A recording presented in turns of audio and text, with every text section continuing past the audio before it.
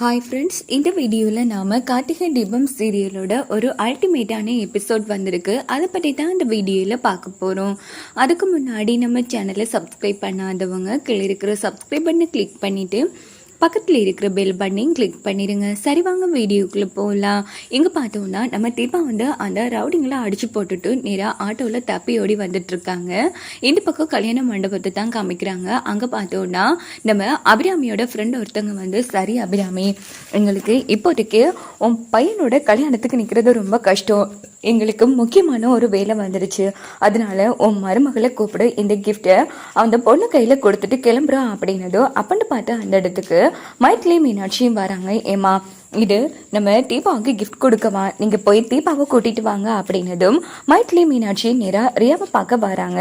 என்ன அப்படின்னு கேட்குறாங்க. இல்லை, இங்கே பாரு தீபா, நம்ம அத்தையோட கெஸ்ட் ஒருத்தங்க உன்னை பார்க்கணுமா, அவங்க கல்யாணத்துக்கு நிற்க மாட்டாங்களா, உனக்கு கிஃப்ட் கொடுக்கணுமா, வாங்கிட்டு போ, அத்தை உன்னை வர சொன்னாங்க அப்படின்னதும் இங்கே பாருங்க முடியாது, நான் கல்யாணத்துக்கு முன்னாடி யார்கிட்டையும் கை நீட்டி கிஃப்ட் எல்லாம் வாங்க மாட்டேன், போய் சொல்லுங்க அப்படின்னது. ஏய், என்னடி பேசிட்டு இருக்க, உனக்காக அவங்க கிஃப்ட் எல்லாம் கொடுக்க வந்திருக்காங்க, நீ என்ன ஏனோ தானோன்னு பேசிட்டு இருக்க, வாங்கிக்கோ அப்படின்னதும் இங்கே பாருங்க, அதான் சொல்றேன்ல, எனக்கு கல்யாணத்துக்கு முன்னாடி கிஃப்ட் எல்லாம் வாங்குறது சுத்தமா பிடிக்காதுன்னு, தயவு செய்து போன தலைவலிய மறுபடியும் கொண்டு வந்துடாதீங்க, இங்கிருந்து கிளம்புறீங்களா இல்லையா அப்படின்னதும் மைத்லி மீனாட்சி செம அதிர்ச்சி ஆயிட்டு வெளியில வந்துடுறாங்க. என்ன இவ இப்படி பேசிட்டு இருக்கா, எனக்கு என்னமோ பேசிட்டு இருக்கிறது தீபா மாதிரியே தோணையில மீனாட்சி, வேற யாரையோ பாக்குற மாதிரியே ஃபீலா இருக்கு அப்படின்னு மைத்லி சொன்னதோ அவ என்ன அடிச்சதுல இருந்தே எனக்கு ஒரு மாதிரியாவே இருக்கு, அதுல நான் கவனிக்கவே இல்லை அப்படின்னு மீனாட்சி சொல்றாங்க. இங்க பார்த்தோம்னா ரெண்டு பேரும் அப்புறம் அவகிட்ட அவ கல்யாணத்துக்கு முன்னாடி கை நீட்டி யார்கிட்டையும் கிஃப்ட் வாங்க விரும்பலன்னு சொன்னாட்ட அப்படின்னதும் உடனே அபிராமி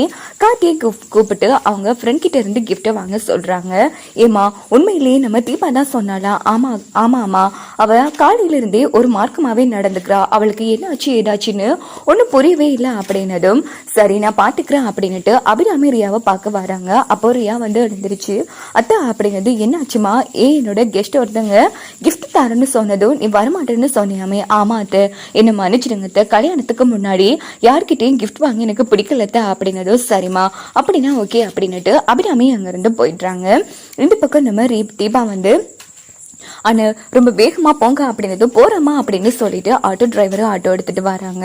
இந்த பக்கம் நம்ம அம்பிகா மேடம் கார்ல இருந்து இறங்குறாங்க. அப்படின்னு பார்த்து அவங்க அசிஸ்டன்ட் கூட பிடிக்கிறாங்க. பாரு, வெளியில வெயில அவ்வளவு குழந்தை விட்டு அடிக்குது, வெளியில கூட பிடிக்கலாம், இங்க மண்டபத்துலயுமா அப்படின்னதும் சாரி மேம் அப்படின்னு சொல்லிட்டு அவங்க வர கொடிய மடக்கிடுறாங்க. இங்க பாரு, உங்ககிட்ட என்ன சொன்னேன், நார்மல் ட்ரெஸ் தானே போட சொன்னேன், நீ என்ன இவ்வளவு கிராண்டா போட்டிருக்க அப்படின்னு காமெடி பண்ணிட்டு அம்பிகா மேடம் உள்ள வந்தது. ஏய், உன்ன எங்கெல்லாம் தேடுறது, ஆமா எங்க போன அப்படின்னு அபிராமி கேக்குறாங்க. இங்க பாரு, கல்யாணத்துக்கு கிஃப்ட் வாங்க வேணாமா, அதான் வெளியில போயிட்டு வந்தேன், எதுக்கடி நமக்குள்ள இந்த ஃபார்மாலிட்டிலாம் அப்படின்னு அபிராமி கேக்குறாங்க. இங்க பாரு, பொண்ணுக்கு நான் கிஃப்ட் பண்ண வேணாமா அப்படின்னதும் உடனே அபிராமி சரி கொடு அப்படின்றாங்க. இல்ல, என் கையால தான் நான் பொண்ணுக்கு கொடுப்பா அப்படின்னுட்டு நம்ம அம்பிகா சொன்னது அபிராமி ரியா ரூமுக்கு கூட்டிட்டு வராங்க.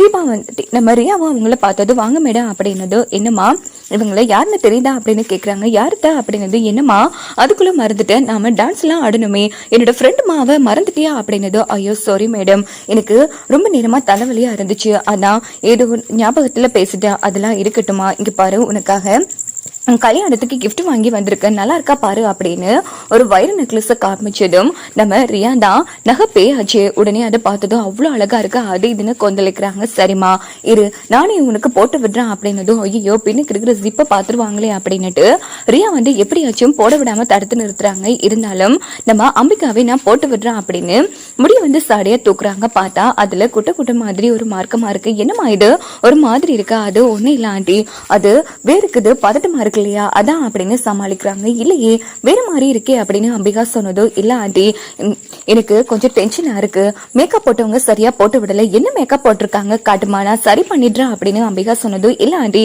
நான் பாத்துக்கிறேன் அப்படின்னுட்டு அவங்கள போங்க போங்கன்னு துரத்தி விடுறதுலே குறியா இருக்காங்க ரியா. உடனே அவங்கள அங்கிருந்து போனதோ அபிராமி நேரம் வெளியில வந்ததோ அங்கிருந்து போயிடுறாங்க. அப்ப நம்ம அம்பிகா மீனாட்சி மைத்திலேயே பார்த்து பேசுறாங்க. தீபா இருக்கா இல்லையா, அவளுக்கு சரியா மேக்கப் போடவே இல்லை, நான் ரூமுக்கு போனதுல இருந்து என்ன துரத்துறதுலயே குறியா இருக்கா, ஏன் அந்த பொண்ணு இப்படிலாம் இருக்கா அப்படின்னு கேட்டதும், உங்களை மட்டும் இல்ல மேடம், காலையில இருந்து இப்படித்தான் எல்லாரையும் துரத்திட்டு இருக்கா, அவ தீபாவானு எங்களுக்கே சந்தேகமா இருக்கு. ஆமா மேடம், என்ன வேற அடிச்சுட்டா தெரியுமா அப்படின்னு மீனாட்சியும் மைட்லயும் மாறி மாறி சொன்னதும் உடனே அம்பிகா மேடம் அதிர்ச்சி ஆறாங்க. இது எனக்கு வந்தா அதே டவுட் தான் இவங்களுக்கு வந்திருக்கு. அப்பனா ஏதோ சம்திங் ராங், இதுல ஏதோ ஒரு விஷயம் மறைச்சிருக்கு அப்படின்னு புரிஞ்சுக்கிறாங்க. இன்னொரு பக்கம் அபிராமி ரியாவா அழைச்சிட்டு வந்து ஒரு வயசானவங்க கிட்ட அவங்க காலில் விழுந்த ஆசீர்வாதம் எல்லாம் வாங்க வச்சு பூவெல்லாம் வச்சுக்க வைக்கிறாங்க. இவங்க அக்க போற தாங்க முடியலையே, இவங்க வேற அப்படின்னு செம டென்ஷன்ல ரியா வந்து நேரா ரூமுக்கு போயிடுறாங்க. அப்போ நம்ம மைத்திலிக்கிட்ட அம்பிகா வந்து, ஏமா இங்க ரெஸ்ட் ரூம் எங்க இருக்கு அப்படின்னதும், நம்ம தீபாவோட ரூம்ல இருக்கு மேடம், நீங்க அங்க போங்க அப்படின்னதும் உடனே அம்பிகா மேடம் என்ன பண்றாங்கன்னா தீபாவோட ரூமுக்கு, அதாவது ரியாவோட ரூமுக்கு வரலான்னு பாக்குறாங்க. பார்த்தா அங்க பார்த்தோன்னா ரம்யா வந்துடுறாங்க. இது எல்லாத்தையும் அம்பிகா மேடம் கேட்டுட்டு இருக்காங்க. இங்க பாரு, எனக்கு இந்த மாஸ்கோட ரொம்ப நேரமா நிக்கிறது ரொம்ப கஷ்டமா இருக்கு, இத நீ மாட்டிக்கோ அப்படின்னு அந்த மாஸ்க வந்து கலட்டுறத அம்பிகா மேடம் பார்த்து செம அதிர்ச்சி ஆறாங்க. இனி இவங்க ஆள்மாறாட்டம் பண்றாங்களா, இனி இது தீபாவோட பேச்சு போகுது அப்படின்னு கதவை திறக்கிறாங்க. பார்த்தா இவங்க 2 பேரும் தான். உடனே அம்பிகா மேடம், கூட்டு கலவானீங்களா, என்ன திட்ட போடுறீங்களா, இருங்க இப்பவே போய் இந்த விஷயத்த எல்லார்கிட்டயே சொல்றா அப்படின்னதும் 2 பேரும் சேர்ந்து அம்பிகா மேடத்தை வந்து மயக்கமடைய வச்சு கட்டிலுக்கு கீழே மறைச்சு வச்சிடுறாங்க. இதோட இந்த எபிசோட் வந்து முடிச்சிருது.